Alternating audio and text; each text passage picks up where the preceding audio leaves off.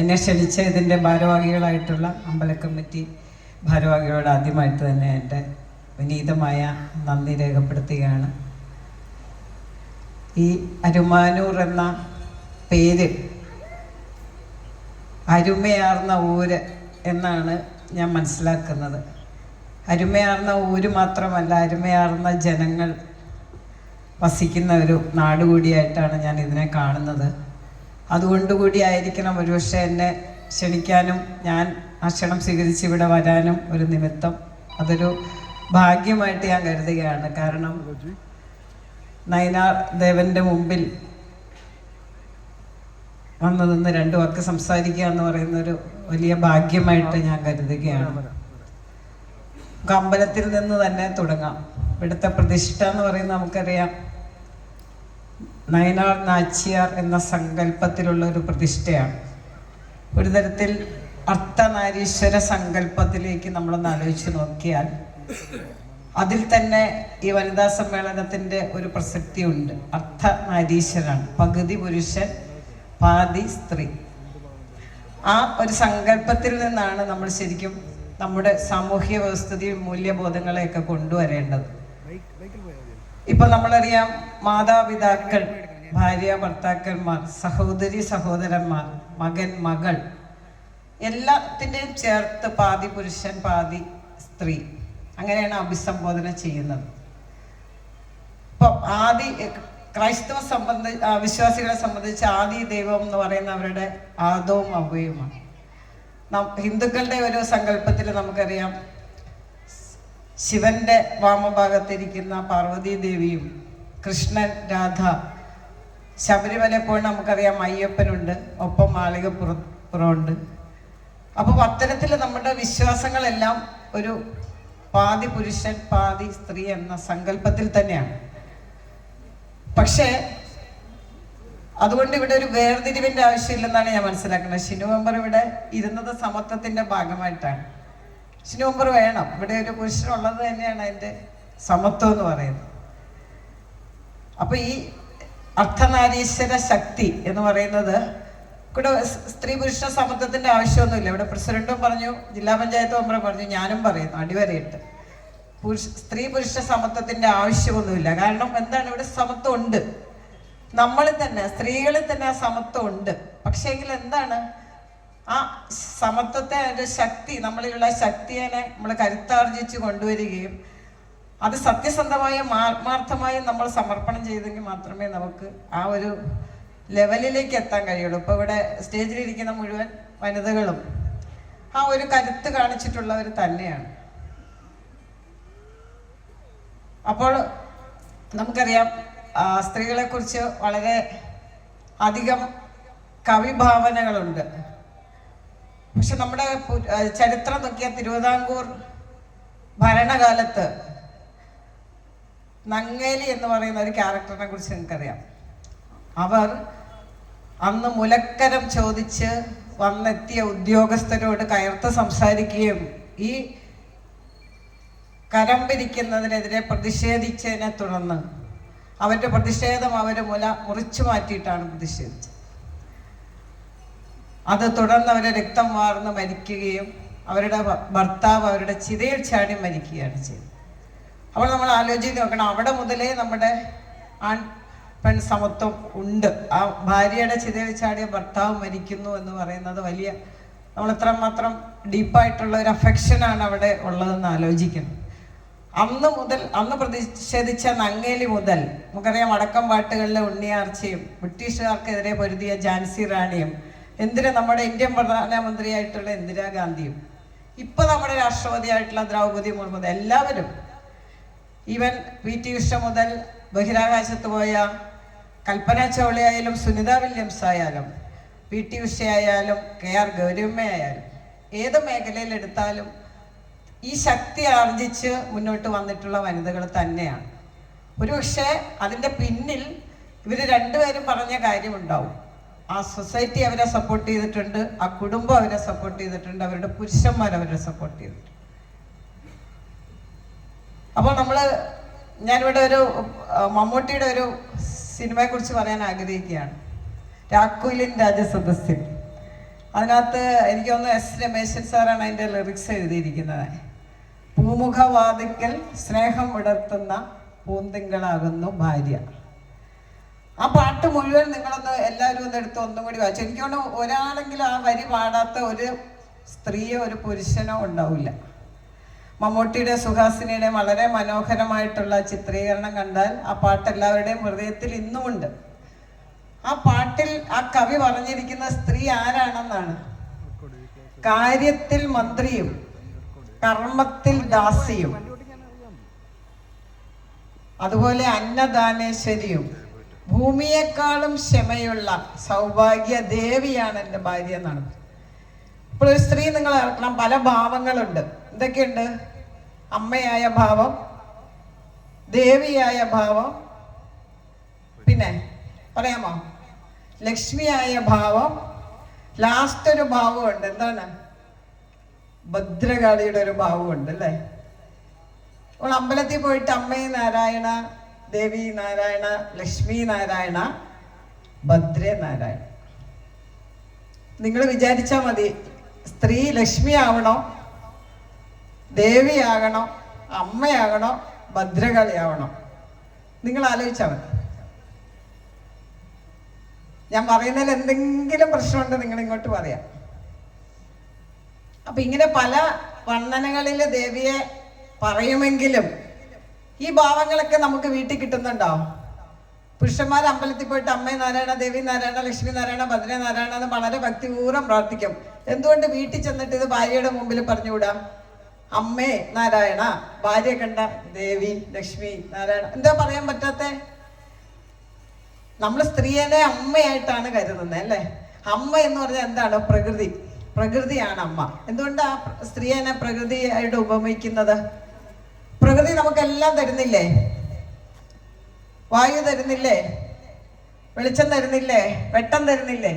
ഹരിമാനൂരുകാർക്ക് മാത്രം വെളിച്ചം തരുന്നുണ്ടോ പ്രകൃതി? ഇല്ലല്ലോ. നെയ്യാറ്റിൻകരക്കാർക്കും എറണാകുളംകാർക്കും എല്ലാവർക്കും ഒരേപോലെയല്ല സൂര്യപ്രകാശം കിട്ടുന്നത്, വായു കിട്ടുന്നത്, വെള്ളം കിട്ടുന്നത്. അവിടെ എന്തെങ്കിലും വിവേചനം ഉണ്ടോ? നമ്മൾ ദൈവത്തിന് കൈക്കൂലി കൊടുത്തിട്ടൊന്നും അല്ലല്ലോ തരുന്നത്. അപ്പൊ ദൈവത്തിന് ആരിലും ഇതിൽ ഡിസ്പാരിറ്റി ഇല്ല, എല്ലാവരും ഈക്വലാണ്. നല്ല ഭൂമി, നല്ല പ്രകൃതി നമുക്ക് വിശാലമായിട്ട് കൃഷി ചെയ്യാൻ സ്ഥലങ്ങൾ തന്നിട്ടുണ്ട്. അവിടെ കൃഷി ചെയ്ത് ഒരു പൈസ പോലും ചിലവില്ല, കൃഷി ചെയ്ത് നല്ല ഫുഡ് കഴിച്ച് നല്ല രീതിയിൽ ജീവിക്കാനുള്ള സാഹചര്യം നമുക്ക് പ്രകൃതി തന്നിട്ടുണ്ട്. നമ്മളാണ് അത് നശിപ്പിക്കുന്നത് അല്ലേ? പ്രകൃതിയെ നമ്മൾ എന്ത് ചെയ്യും? കുന്നിടിച്ച് മലയിടിച്ച് മണ്ണ് മാന്തി കുറെ നാൾ കഴിയുമ്പോൾ ഭൂമി എന്താവും? മുമ്പേ പറഞ്ഞ ഭദ്രകാളിയായി മാറും. അപ്പൊ എന്ത് വരും? ഫ്ലഡ് വരും, സുനാമി വരും, കോവിഡ് വരും. പ്രകൃതിയെ നമ്മൾ നശിപ്പിക്കുന്നതിന് വല്ല കണക്കുണ്ടോ?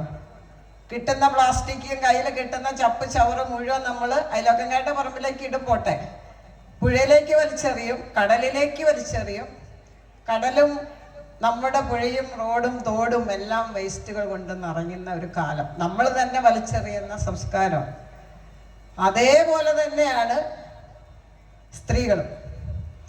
സ്ത്രീകൾ നമ്മുടെ വീട്ടില്, പ്രസിഡന്റ് പറഞ്ഞതിനോട് ഞാൻ 100% യോജിക്കുന്നു. സ്ത്രീകള് വീട്ടിൽ ആരാ പോളിസി ഡിസിഷൻ എടുക്കുന്നത്? ഒരു നയപരമായ തീരുമാനം വീട്ടിൽ ആരാ എടുക്കുന്നത്? നമ്മുടെ നാട്ടില് പുരുഷന്മാരാണ്. ഒരു സംശയമില്ല അല്ലേ പ്രസിഡന്റ്? ഇവിടെ വന്നൊരു അമ്മച്ചിയോട് ചോദിക്കാം, അമ്മച്ചി നമുക്ക് നാളെ പഞ്ചായത്ത് ഇലക്ഷന് മത്സരിക്കാം. അമ്മച്ചി പറയും, ഓ അപ്പി, എന്തിനപ്പി എന്നോട് ചോദിക്കണേ? എന്റെ ചേട്ടനോട് ചോദിക്കുന്നു ഇല്ലേ? ചേട്ടന്റെ പെർമിഷൻ ഇല്ലാണ്ട് ഒരു ആളുകളും പഞ്ചായത്ത് ഇലക്ഷന് മത്സരിക്കുമോ? ഇല്ല. ഒരു സിനിമയ്ക്ക് വിളിക്കാൻ പോയാൽ പറയും ചേട്ടനോട് ചോദിക്കണം, പറയൂലേ?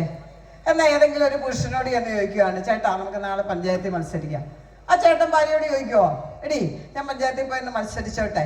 നെവർ, ചോദിക്കൂല. പക്ഷേ അത് ചോദിക്കണമെന്നല്ല ഞാൻ പറയുന്നത്. നമ്മുടെ വീട്ടിൽ ഒരു ഭാര്യ രാവിലെ ചായ ഉണ്ടാക്കുന്ന കാര്യവും പണി ചെയ്യുന്ന കാര്യമൊക്കെ ഇവിടെ ജില്ലാ പഞ്ചായത്ത് മെമ്പർ പറഞ്ഞു, അതൊക്കെ വിട്ടേക്ക്.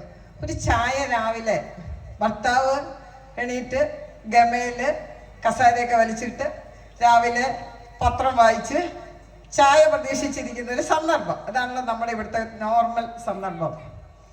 നമ്മുടെ സിനിമയിലായാലും നാടകത്തിലായാലും ഇതാണ് എല്ലാവരും വിഷ്വൽ ചെയ്യുന്നത്. ഒരു വീടിനെ വിഷ്വൽ ചെയ്യുന്നത് എങ്ങനെയാണ്? ആ അദ്ദേഹത്തിന് ഭാര്യ രാവിലെ ഒരു കപ്പ് ചായ കൊണ്ടുവരുമ്പോൾ ഏതെങ്കിലും ഭർത്താക്കന്മാര് ചായ വാങ്ങിച്ചൊരു ചിരി ചിരിച്ച് അല്ലെങ്കിൽ ഒരു കയ്യവിക്ക് ഒരു മുത്തം കൊടുത്തിട്ട് ചായ നല്ലതാണ് എന്ന് പറഞ്ഞിട്ടുണ്ടോ? ഇവിടെ ഇരിക്കുന്ന ആരെങ്കിലും ഒന്നും ഉണ്ടെങ്കിൽ കൈവെക്കാം. ഒരു ഹസ്ബൻഡെങ്കിലും പറഞ്ഞിട്ടുണ്ടോ നിങ്ങളുടെ ചായ നല്ലതാണ്? പറഞ്ഞിട്ടുണ്ടോ? സത്യസന്ധമായിട്ട് പറ. ഉണ്ടോ? ആര്? രണ്ട് കൈ പൊക്കിയത് ആരാണ്? പുരുഷന്മാരാണ്. Very good. പുരുഷന്മാർ അങ്ങനെ ചെയ്തിട്ടുണ്ടെങ്കിൽ നല്ലതാ. ഒരു സ്ത്രീ ഇത്രയും കഷ്ടപ്പെട്ട് ജോലി ചെയ്തൊരു ചായ കൊണ്ടുവരുമ്പോ നല്ല ചായയാണെന്ന് പറഞ്ഞ് കൈക്കൊരു മുത്തം കൊടുത്ത് ആ സ്ത്രീയെ വിട്ടാൽ നാളെ എന്റെ ഇരട്ടി ടേസ്റ്റിൽ അവർ ചായ ഇട്ടുകൊണ്ട് വരും. അത് നിങ്ങൾ മനസ്സിലാക്കുന്നേ ഇല്ല. ഭാര്യയെ നോക്കിയിട്ട് ഇത് നല്ലതാണെന്ന് പറഞ്ഞാൽ എൻ്റെ ഈഗോ വർക്കൗട്ട് ആവും. ഞാൻ മോശക്കാരനായി പ്രസിഡന്റ് പറഞ്ഞാൽ പെങ്കോന്തനാവും. ഈ കാഴ്ചപ്പാടൊന്ന് മാറ്റിയാൽ മാത്രം മതി, വേറെ ഒരു പ്രശ്നമില്ല. അവര് ചിലപ്പോൾ നിങ്ങളെ കാറെ കൊണ്ട് ഡ്രോപ്പ് ചെയ്യുന്നുണ്ടാവും. ഇപ്പൊ ലേഡീസ് എല്ലാം ഡ്രൈവിംഗ് പഠിക്കും. ഞാനൊക്കെ ജീപ്പ് ഓടിച്ച് നടന്ന ആളാണ്.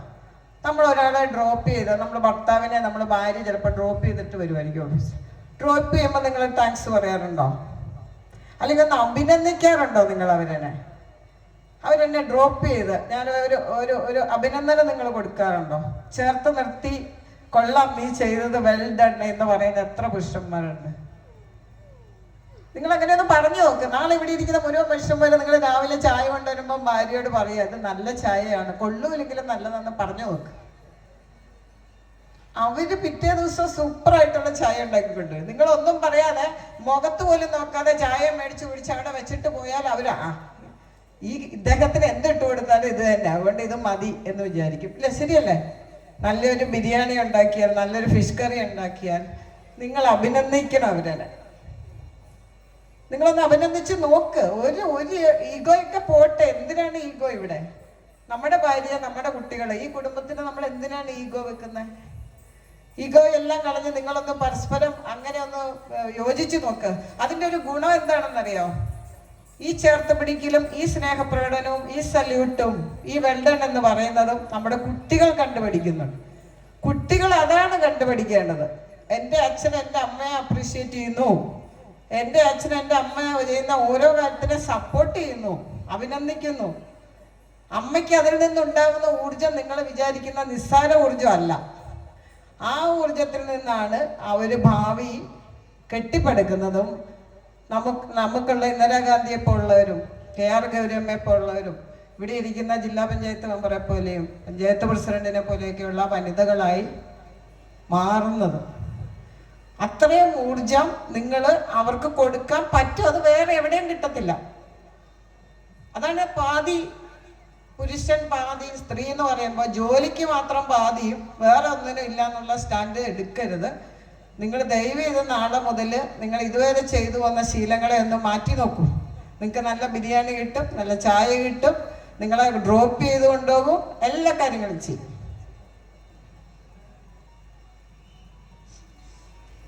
അപ്പോൾ എനിക്ക് നിങ്ങളോട് പറയാനുള്ള ഒരു റിക്വസ്റ്റ് അതാണ്. പക്ഷെ ഒരു കാര്യമുണ്ട്, നമ്മൾ സ്ത്രീകളും കൂടെ കുറച്ച് കാര്യങ്ങൾ മനസ്സിലാക്കണം. അമ്മായിയമ്മ അമ്മയാവണം, മരുമകള് മകളാവണം. ഇല്ലേ? വേണ്ടേ? അമ്മായിയമ്മയും മരുമകളും എന്ന് പറഞ്ഞ് മകളോടൊരു സ്നേഹം, മരുമകളോട് സ്നേഹം, അമ്മയോടൊരു സ്നേഹം, അമ്മായിയമ്മയോട് വേറൊരു സ്നേഹം, അങ്ങനെയല്ല. എൻ്റെ ഒരു അനുഭവം ഞാൻ പറയാം. ഞാൻ എൻ്റെ ചിന്തകളും എൻ്റെ കാഴ്ചപ്പാടും എൻ്റെ കഥയുമാണ് ശരിക്കും വനിതാ സമ്മേളനത്തിൽ പറയാൻ ഉദ്ദേശിച്ചത്. എന്നെ സംബന്ധിച്ചിടത്തോളം ഞാൻ പരുമാനൂരിൻ്റെ, നിങ്ങളുടെ ഭാഷയിൽ മരുമകളാണെങ്കിലും എൻ്റെ ഭാഷയിൽ ഞാൻ മകളാണ് ഇവിടുത്തെ. എൻ്റെ അമ്മായിമ്മ ഇവിടെ ഇരിപ്പുണ്ട്. ഞാൻ അമ്മയെ പോലെയാണ് കരുതുന്നത്. അമ്മയാണ് എൻ്റെ ഹസ്ബൻഡിൻ്റെ സിസ്റ്റേഴ്സ് ഇവിടെ ഇരിപ്പുണ്ട്. എൻ്റെ സിസ്റ്റേഴ്സായിട്ട് ഞാൻ കാണും. എൻ്റെ സിസ്റ്റേഴ്സൈസ് കാണുന്ന ഹസ്ബൻഡിൻ്റെ സിസ്റ്ററിൻ്റെ ഹസ്ബൻഡിനെ എൻ്റെ ചേട്ടനെ പോലെയാണ് കാണും.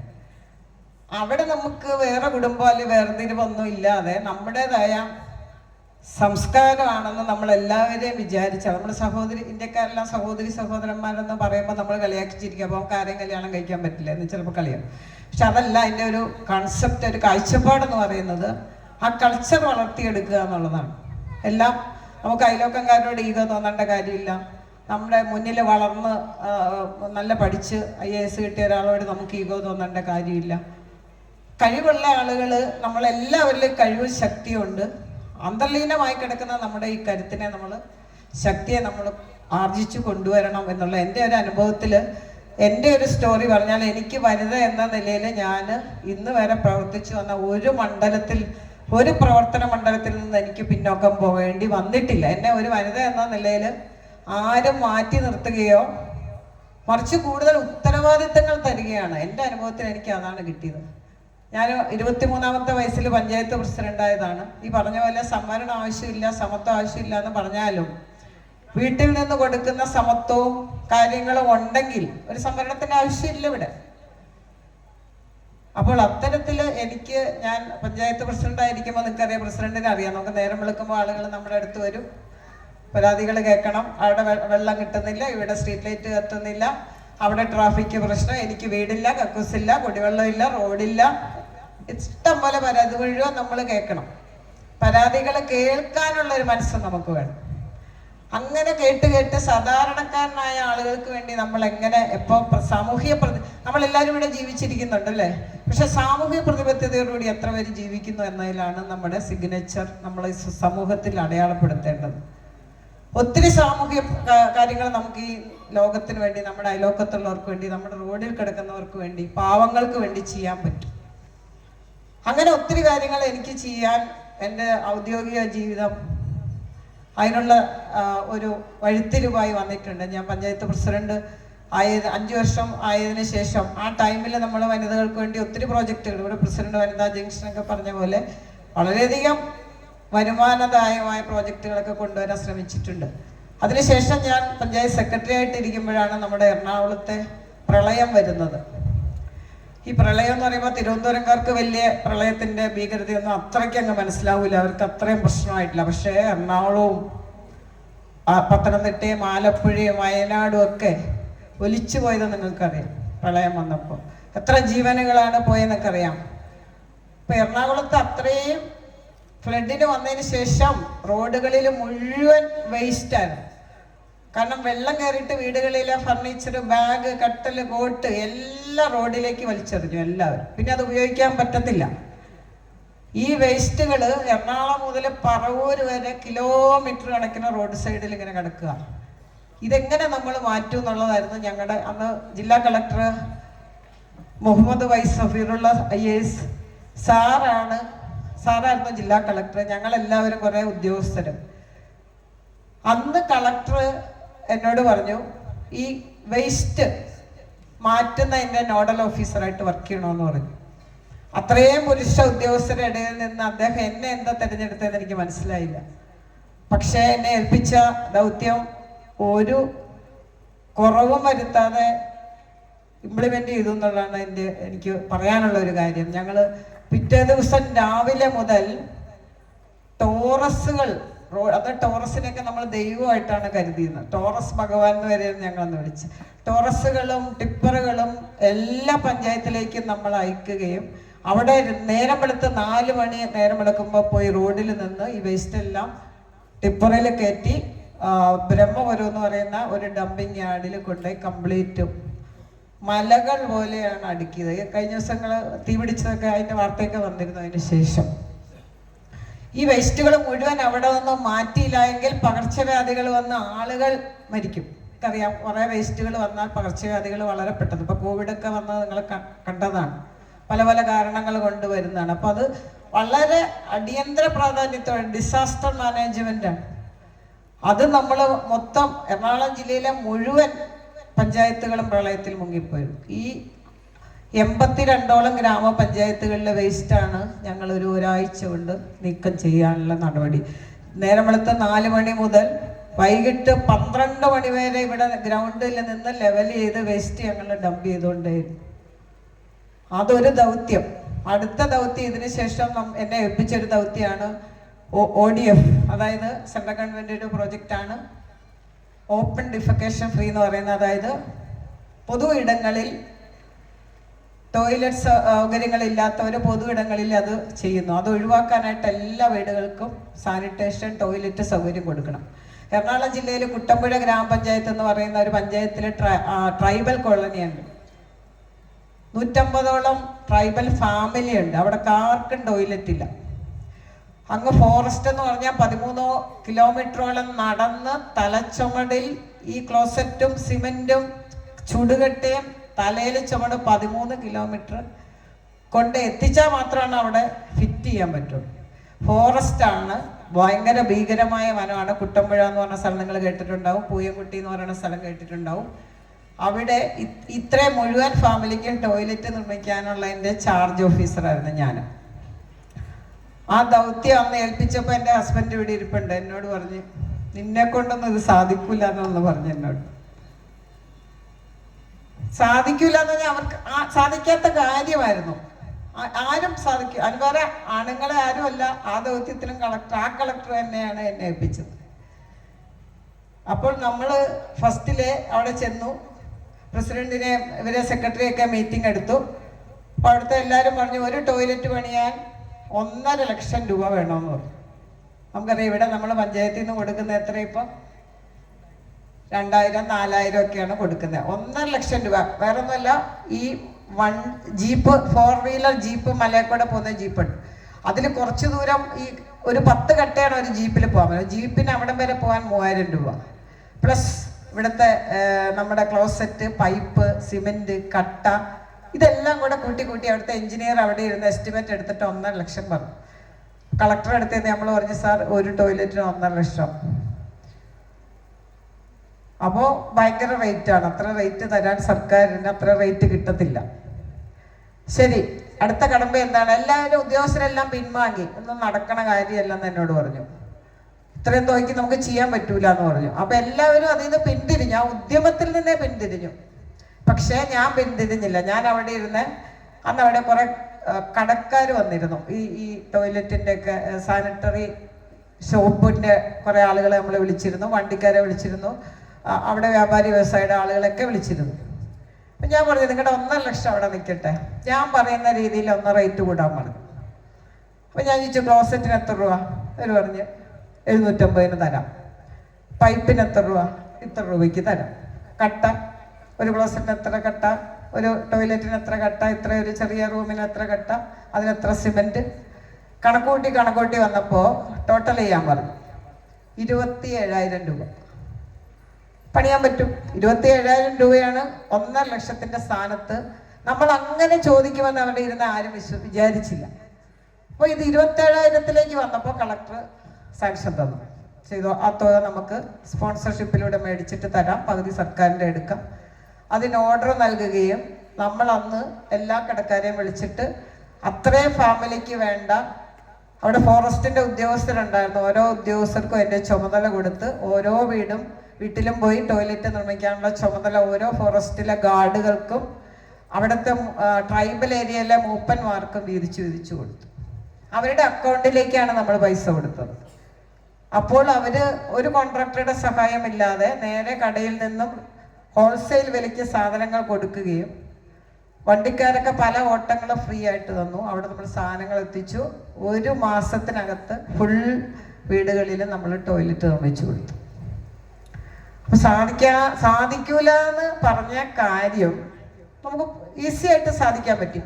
അതിന്റെ പേരിൽ, അത് അവിടെ ചെയ്തു കൊടുത്തതിന്റെ പേരിൽ പ്രധാനമന്ത്രി ഇന്റർനാഷണൽ വിമൻസ് ഡേക്ക് കേരളത്തിൽ നിന്നുള്ള ഏക ഉദ്യോഗസ്ഥയായിട്ട് എന്നെയാണ് ക്ഷണിച്ചത്. ഞാൻ ഗുജറാത്തിൽ പോവുകയും പ്രധാനമന്ത്രിയുടെ പരിപാടിയിൽ പങ്കെടുക്കാനും എല്ലാം പ്രധാനമന്ത്രിയുടെ അപ്രിസിയേഷൻ ലെറ്റർ നമുക്ക് കിട്ടി.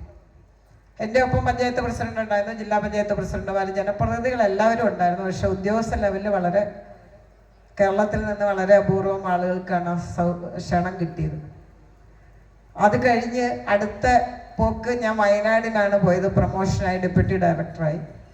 വയനാട് ചെന്നപ്പോൾ അവിടെ വീണ്ടും പ്രളയം 2019. എന്നോട് എല്ലാവരും ചോദിച്ചു ഞാൻ പോകുന്നിടത്തൊക്കെ പ്രളയം വരുമെന്ന്. അത് എങ്ങനെയാണെന്ന് എനിക്ക് മനസ്സിലായില്ല. എറണാകുളത്ത് നിന്ന് പോയി അടുത്ത് വയനാട് ചെന്നപ്പോൾ 2019 പ്രളയം. നിങ്ങളറിയാം, പുത്തുമല കേട്ടിട്ടുണ്ടല്ലേ? പുത്തുമലയെന്ന് ഫ്ലഡില് അന്ന് പുഴയിലൂടെ ഡെഡ് ബോഡികൾ ഒഴുകിയിട്ട് കാണാതെ പോയ, ഇപ്പോഴും ഐഡന്റിഫൈ ചെയ്യാൻ പറ്റാത്ത ഒരു പീസ് പോലും മാംസം ചർച്ചിൽ കിട്ടാത്ത ആളുകളുണ്ട്. അവസാനം സെൻട്രലിൽ നിന്ന് വന്ന ഫോഴ്സ് എല്ലാം തിരഞ്ഞിട്ടും നമുക്ക് കണ്ടെത്താൻ കഴിഞ്ഞില്ല. ഒരു മാസത്തോളം നമ്മളവിടെ തെരഞ്ഞു ഇവർക്ക് വേണ്ടി. വെള്ളവും ചെളിയും മരങ്ങളും മരത്തിൻ്റെ വേരുകളും ഒക്കെ കണ്ട അതിഭീകരമായ അവസ്ഥയായിരുന്നു. പക്ഷെ അന്ന് അത് നമ്മൾ തെരച്ചിൽ നിർത്തുകയും ആ വീടുകളെല്ലാം പട്ടിണികളായിപ്പോയി. വയനാട് എന്ന് പറഞ്ഞാൽ നമുക്കറിയാം, ട്രൈബൽ കോളനികൾ ഏറ്റവും അധികമുള്ള ഒരു ജില്ലയാണ് വയനാട് എന്ന് പറയുന്നത്. പട്ടിണി പാവങ്ങളാണ്, ഒരു നേരം റേഷനറി മേടിക്കാൻ വകയില്ലാത്തവർ, ഫ്ലഡിലെല്ലാം നഷ്ടപ്പെട്ടവർ. അവിടെ നമ്മൾ ഉപയോഗിച്ച ഒരു സ്ട്രാറ്റജി എന്ന് പറയുന്നത്, എറണാകുളം ജില്ലയിൽ ഈ വേസ്റ്റ് നീക്കം ചെയ്തതിൻ്റെ ഒരു ഫലം എനിക്ക് കിട്ടി. ആ എറണാകുളം ജില്ലയിലെ 82 ഗ്രാമപഞ്ചായത്തുകളും നന്ദി എന്നോണം വയനാട്ടിലേക്ക് ടോറസിലാണ് സാധനങ്ങൾ കയറ്റി അയച്ചത്. വസ്ത്രങ്ങളുണ്ടായിരുന്നു, അരി ഉണ്ടായിരുന്നു, ബക്കറ്റ്, ബെഡ്, എല്ലാം, ഒരു വീട്ടിൽ ആവശ്യമുള്ള മുഴുവൻ സാധനങ്ങൾ. പൃഥ്വിരാജൊക്കെ 10 ലക്ഷം രൂപയുടെ സാധനങ്ങളാണ് അയച്ചത്. ഇന്ദ്രജിത്ത്, സിനിമാ താരങ്ങളുടെ സഹായം നമ്മൾ ഒരു അൻപത് കൊച്ചി എന്ന് പറഞ്ഞ് ഞങ്ങളൊരു സംഘടന തുടങ്ങി. അവിടെ നമ്മളെ ഒരു കളക്ഷൻ സെൻറ്റർ ഇട്ടു. എല്ലാവരും കൊണ്ടുവന്ന സാധനങ്ങൾ ഇവിടെ തിരുവനന്തപുരത്ത് പ്രശാന്ത് സാറൊക്കെ കളക്ട് ചെയ്ത് നിങ്ങൾക്കറിയാം. ഇവിടെ നിന്ന് നമുക്ക് എറണാകുളത്ത് കിട്ടി. എറണാകുളത്ത് നമ്മൾ വയനാടിനും ആലപ്പുഴയ്ക്കൊക്കെ കൊടുത്തു. ആ ഒരു ബന്ധം എനിക്ക് വയനാട് കിട്ടി. എല്ലാ പഞ്ചായത്തിലും വലിയ ടോറസിൽ സാധനങ്ങൾ കൊണ്ടുവന്ന് ഇറക്കി മുഴുവൻ ട്രൈബ്സിനും നമുക്ക് എല്ലാ അവശ്യവസ്തുക്കളും എത്തിച്ചു കൊടുക്കാൻ പറ്റി. അന്ന് ഞാൻ ആ DDP എന്നുള്ള ഒറ്റ സ്ഥാനത്തിരുന്ന് എനിക്ക് ചെയ്യാൻ പറ്റിയൊരു കാര്യം, ഇന്നും വയനാട്ടിലെ ഓരോ പഞ്ചായത്തുകാരും വിളിക്കും. അവിടെ എടുക്കുന്ന തേന് അതുപോലുള്ള നാച്ചുറൽ സാധനങ്ങൾ നമുക്ക് കൊറിയർ ചെയ്തുവരെ അയച്ചു തരും സ്നേഹവും. അത്രയും നമുക്കത് ചെയ്യാൻ പറ്റും. അവിടെ ഒന്നും സ്ത്രീ പുരുഷത്തിന്റെ പ്രശ്നമൊന്നും ഇല്ല. ഇവിടെ നമ്മൾ ചെയ്യുന്ന കാര്യങ്ങൾ എത്ര സത്യസന്ധമായിട്ട് ചെയ്യുന്നു, എത്ര ആത്മാർത്ഥത ചെയ്യുന്നു, എത്ര ഡെഡിക്കേഷനോട് കൂടി ചെയ്യുന്നു എന്ന ഒരു ആത്മസമർപ്പണം മാത്രമാണ് ആ ജോലിയിൽ നമ്മൾ കാഴ്ചവെച്ചത്. അതിനുശേഷം ഉടനെ ഫ്ലഡ് കഴിഞ്ഞു. പിന്നെ നമുക്ക് കോവിഡ് വന്നപ്പോൾ ഞങ്ങൾ, നിങ്ങൾക്കറിയാം എങ്ങനെയാണ് കോവിഡിനെ നമ്മൾ കേരളം നേരിട്ടതെന്ന് നിങ്ങൾക്കറിയാം. നമ്മളെല്ലാവരും, എൻ്റെ പഞ്ചായത്ത് വകുപ്പിലെ ശ്രീ മനോജ് ഇവിടെ ഇരിപ്പുണ്ട്, പഞ്ചായത്ത് സെക്രട്ടറിയാണ്. ലോക്കൽ ബോഡികളാണ്, പ്രസിഡന്റിനും ജില്ലാ പഞ്ചായത്ത് മെമ്പർക്കൊക്കെ അറിയാം. കോവിഡ് വന്നപ്പോൾ നമ്മൾ എന്തെല്ലാം കണ്ടെയ്ൻമെന്റ് സോണുകൾ, ഒരാൾ ആദ്യം കോവിഡ് വന്നാൽ അയാളുടെ റൂട്ട് മാപ്പൊക്കെ നമ്മളാണ് ഉണ്ടാക്കണത്. ഞങ്ങൾക്കിപ്പോൾ അത് ആലോചിക്കുമ്പോൾ ചിരി വരുന്നുണ്ട്. ഗൾഫിൽ നിന്ന് വന്ന ഒരാളുകളെ അന്യനായിട്ടാണ്, ഗൾഫിൽ നിന്നാണോ അയാളെ പിന്നെ അയിത്വമാണ്, പേടിയാണ് ഗൾഫിൽ നിന്ന് വന്നവരെ, പുറത്തു നിന്ന് വന്നവരെ. ഇടുക്കിയിൽ ഒരു സായിപ്പിനെ ഈ കോവിഡ് സമയത്ത് കണ്ടിട്ട് ആളുകൾ ഓടിച്ചിട്ട് തല്ലിക്കൊല്ലാൻ പോയി. അദ്ദേഹം പേടിച്ചിട്ട് അയാൾ എവിടെയാന്ന് ഒരു ദിവസം അയാളെ കാണാനില്ല. രാത്രിയിൽ അതിലൊരു ശ്മശാനത്തിൽ പോയി ശവക്കല്ലറയുടെ മീതയിലാണെന്ന് രാത്രി കിടന്നുറങ്ങിയത്. നേരം വെളുത്ത് ഫസ്റ്റ് ബസ്സിന് അയാൾ കയറുകയും, പക്ഷേ ബസ്സിൽ ആൾക്കാരെല്ലാം അയാളെ വീണ്ടും വളഞ്ഞു. പക്ഷേ പഞ്ചായത്ത് മെമ്പർമാരൊക്കെ ഇടപെട്ട് അദ്ദേഹത്തെ തിരിച്ചയക്കുകയാണ്. അപ്പോൾ നമ്മൾ തുടങ്ങിയ കാലം എത്ര ഭീകരതയോടെയാണ്, പേടിയോടെയാണ് കോവിഡിനെ കണ്ടതെന്ന് നമുക്കറിയാം. ഇപ്പം നമുക്ക് കോവിഡിനെ വല്ല പേടിയുണ്ടോ? ഇപ്പോൾ കോവിഡ് എല്ലാവർക്കും വന്നു പോകുന്നുണ്ടോ? ആരെങ്കിലും അറിയുന്നുണ്ടോ? ടെസ്റ്റ് ചെയ്യുന്നുണ്ടോ? ഇല്ല. അപ്പോൾ അന്ന് നമ്മൾ ഫസ്റ്റ് കോവിഡ് ഉണ്ടാകുന്ന ആളുടെ റൂട്ട് മാപ്പ്, അയാൾ എങ്ങോട്ടൊക്കെ പോയി, ബേക്കറി പോയെങ്കിൽ ബേക്കറിക്കാരൻ്റെ വിവരം, അയാൾ ഹോട്ടലിൽ പോയെങ്കിൽ ഹോട്ടലിലെ വിവരം, സിനിമാ തിയേറ്ററിൽ പോയെങ്കിൽ സിനിമാ തിയേറ്റർ, ഏത് വണ്ടിയെ പോയി ആ വണ്ടിക്കാരൻ്റെ ഭാര്യനെ, വണ്ടിക്കാരൻ്റെ മക്കളെ എല്ലാവരെയും നമ്മൾ റൂട്ട് മാപ്പ് കണ്ട് മുഴുവൻ പേരെയും നിരീക്ഷണ വലയത്തിലാക്കി. നമ്മളന്ന് കോവിഡ് അർദ്ധരാത്രിയിൽ നമ്മൾ പ്രധാനമന്ത്രി പറഞ്ഞല്ലോ, ഇപ്പോൾ നിൽക്കുന്ന സ്ഥലത്ത് തന്നെ തുടരുക, നാളെ രാജ്യം അടച്ചിടുന്നു. പിറ്റേ ദിവസം ചെക്ക് പോസ്റ്റിൽ വന്ന് നിറഞ്ഞ ആളുകളെ കാണണം. കുഞ്ഞുങ്ങളുമായിട്ട് ബൈക്കിൽ വന്നിട്ട് ഒരു നേരത്തെ ബ്രെഡിന് മാർഗമില്ലാതെ നിലവിളിക്കുന്ന സ്ഥിതി ഞങ്ങളെല്ലാം കണ്ട്. ഞങ്ങളെല്ലാം അന്ന് ചെക്ക് പോസ്റ്റിലൊക്കെ ഡ്യൂട്ടിക്ക് ഉണ്ടായിരുന്നു. നമ്മളൊക്കെയാണ് വെള്ളവും ബ്രെഡും ഒക്കെ അവർക്ക് മേടിച്ചുകൊണ്ട് കൊടുത്തത്.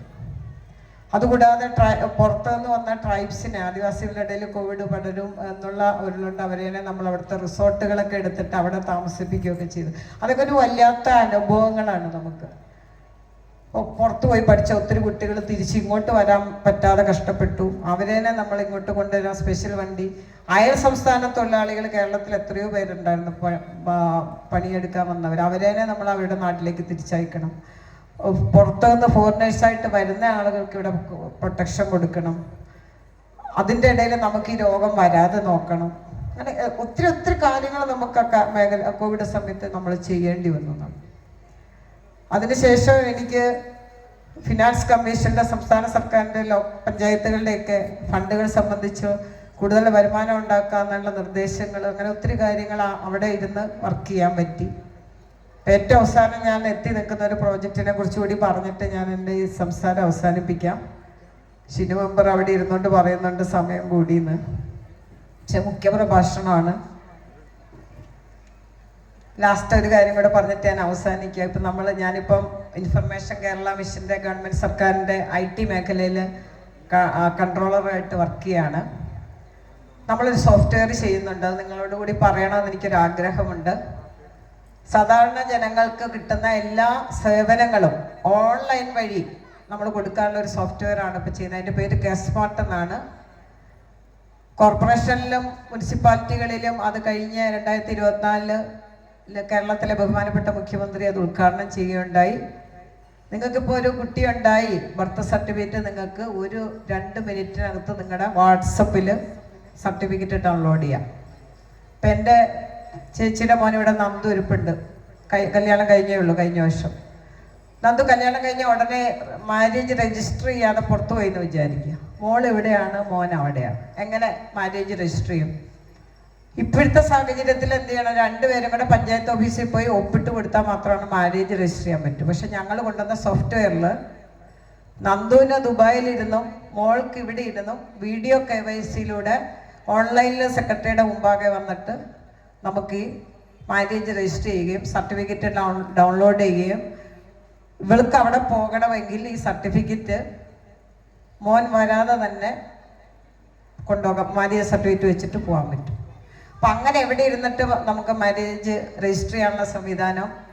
അതുപോലെ ഒരാൾ മരിച്ചു, റിപ്പോർട്ട് ചെയ്ത ഉടനെ ഡെത്ത് സർട്ടിഫിക്കറ്റ്, ഇപ്പോൾ പല ആവശ്യങ്ങൾക്കൊക്കെ മരണ സർട്ടിഫിക്കറ്റ് ആവശ്യമുണ്ട്, പെൻഷന് വേണ്ടി വേണം, ജോലി കിട്ടാൻ വേണം, അങ്ങനെ ആ സർട്ടിഫിക്കറ്റ് പെട്ടെന്ന് കൊടുക്കുന്നു. ജനിച്ച ഉടനെ കിട്ടുന്ന കാര്യം ഞാൻ പറഞ്ഞു. പിന്നെ നമ്മുടെ കടകൾക്കുള്ള ലൈസൻസുകൾ, പുതിയത് ലൈസൻസ് എടുക്കാനും പഴയത് പുതുക്കാനും, ഓൺലൈൻ ടാക്സ് അടയ്ക്കാനും, ഒരു വീട് കെട്ടാൻ വേണ്ടിയുള്ള പെർമിറ്റ് 3 സെക്കൻഡ് കൊണ്ട് പെർമിറ്റ് കൊടുക്കുക. 3 മാസം കൊണ്ട് കിട്ടാത്ത പെർമിറ്റ് നമ്മൾ 3 സെക്കൻഡ് കൊണ്ട് കൊടുക്കുന്നതിനുള്ള സംവിധാനം എല്ലാം കൊണ്ടുവന്നിട്ടുണ്ട്. അതുപോലെ പരാതി അയക്കുന്നതിനുള്ള സോഫ്റ്റ്വെയർ. ഇപ്പോൾ ഒരു വേസ്റ്റ് ഇവിടെ വലിച്ചെറിഞ്ഞു ഒരാൾക്ക് പരാതിയുണ്ട്, ആ ഫോട്ടോ എടുത്ത് അപ്ലോഡ് ചെയ്ത് നേരെ അയച്ചാൽ കോർപ്പറേഷൻ്റെ വേസ്റ്റ് മാനേജ്മെൻറ്റ് നോക്കുന്ന HIയുടെ ലോഗിനിൽ ചെല്ലും. റോഡ് പണിതിട്ടില്ല, ഇവിടെ കുണ്ടും കുഴിയാണെന്ന് പറഞ്ഞ് ഫോട്ടോ എടുത്തിട്ട് അയച്ചാൽ അത് പൊതുമരാമത്തിൻ്റെ എഞ്ചിനീയറുടെ ലോഗിനിൽ ചെന്ന് വീഴും. അദ്ദേഹം അത് ടാർ ചെയ്യാനുള്ള നടപടി എടുക്കണം. ഹെൽത്ത് ഓഫീസറാണെങ്കിൽ വേസ്റ്റ് നീക്കം ചെയ്യാനുള്ള നടപടി എടുക്കണം. അതിന് അയലോക്കംകാരുടെ മരം എൻ്റെ വീട്ടിലേക്ക് ചാഞ്ഞു നിൽക്കുന്നു എന്നുള്ളൊരു പരാതി ഉണ്ടെങ്കിൽ അയച്ചാൽ അത് ടവറിനെതിരെയുള്ള പരാതി, കൂട്ടായിട്ടുള്ള പരാതി സൈൻ ചെയ്ത് ഓൺലൈനിൽ കൊടുക്കാനുള്ള സംവിധാനമാണ് ഇപ്പോൾ നമ്മൾ ലാസ്റ്റ് ചെയ്യാൻ പോകുന്നത്. അതിപ്പോൾ നമ്മുടെ ഗ്രാമപഞ്ചായത്തുകളിൽ കൂടെ ഇൻസ്റ്റാൾ ചെയ്യാൻ പോവാണ്. ജില്ലാ പഞ്ചായത്തിൽ പോയിരുന്നു ഞാൻ കഴിഞ്ഞ ആഴ്ച അതിൻ്റെ ട്രെയിനിങ്ങിന് തിരുവനന്തപുരം. ഇപ്പോൾ കരകുളത്ത് ഞങ്ങളത് പൈലറ്റ് ഇട്ടുകൊണ്ടിരിക്കുകയാണ്. ഇപ്പോൾ കരിങ്കുളം പഞ്ചായത്ത് പ്രസിഡന്റിനോട് ഞാൻ പറഞ്ഞു ഏപ്രിൽ 1 മുതൽ കെസ്മാർട്ട് പഞ്ചായത്തുകളിൽ കൂടെ ഞങ്ങൾ ലോഞ്ച് ചെയ്യാൻ ഉദ്ദേശിക്കുന്നു. സാധാരണക്കാരായ ജനങ്ങൾക്ക് പഞ്ചായത്ത് ഓഫീസിൽ കയറാതെ കാര്യം നടക്കണം. നിങ്ങളെല്ലാം ടാക്സ് അടയ്ക്കുന്നവരാണ് അല്ലേ? ടാക്സ് അടയ്ക്കുന്ന നിങ്ങളാണ് ശരിക്കും യജമാനന്മാരെ. പക്ഷെ നിങ്ങൾ എന്താ ചെയ്യണം? ഉദ്യോഗസ്ഥരുടെ അടുത്ത് നിന്ന് ഇങ്ങനെ നിൽക്കുക, സാറേ എനിക്ക് ആ സർട്ടിഫിക്കറ്റ് തരുമോ? അതിൻ്റെ ആവശ്യമുണ്ടോ? എന്തിനാണ് ഉദ്യോഗസ്ഥരുടെ അടുത്ത് പോയിട്ട് നമ്മൾ കയ്യും കെട്ടി നിൽക്കുന്നത്? ഒരു കാരണവശാലും നമ്മൾ ടാക്സ് കൊടുക്കുന്നിടത്തോളം നമുക്ക് ഓഫീസിൽ പോകണ്ട. ഓഫീസിൽ പോയാൽ നിങ്ങളുടെ ഒരു ദിവസത്തെ അധ്വാനം പോകും. ഒരു ദിവസത്തെ മനുഷ്യാധ്വാനവും അതിൻ്റെ കൂലിയും അതിൻ്റെ സമയവും അതിൻ്റെ സ്ട്രെയിനും അന്ന് ഫുഡ് കഴിക്കാനുള്ള പൈസ എക്സ്പെൻസും എല്ലാം കൂടെ 1000 രൂപ പോക്കാം. ഈ 1000 രൂപ പോക്കറ്റിൽ വെക്കാം. ഇത് ഓൺലൈനിൽ നമുക്ക് ഈ ഫോണിൽ ഈ സേവനം കിട്ടിയാൽ കേരളത്തിലെ എല്ലാ ഗവൺമെൻറ് ഓഫീസിലെയും മുഴുവൻ കാര്യങ്ങളും ഒരൊറ്റ മൊബൈൽ ഫോണിൽ നമുക്ക് ചെയ്യാൻ പറ്റും. ഇന്ന് ടെക്നോളജി അത്രയും വളർന്നിട്ടുണ്ട്. ആർട്ടിഫിഷ്യൽ ഇൻ്റലിജൻസ് വഴിയാണ് നമ്മൾ ഇന്നത്തെ തലമുറയെല്ലാം ചെയ്യുന്നത് അല്ലേ? ഇപ്പോൾ ഒരു കുഞ്ഞുണ്ടായി ഒരു 3 മാസം അല്ലെങ്കിൽ 6 മാസം കഴിയുമ്പോൾ ഫോണ് കളിക്കുവാണ്. അച്ഛനും അമ്മയ്ക്ക് അറിയില്ല ഗൂഗിൾ പേ എടുക്കാൻ പോലും. പിള്ളേരാണ് ചെയ്തു കൊടുക്കുന്നത്. അല്ലെങ്കിൽ യൂട്യൂബ് നോക്കാൻ അറിയില്ല, അല്ലെങ്കിൽ ഫേസ്ബുക്ക് നോക്കാൻ അറിയില്ല.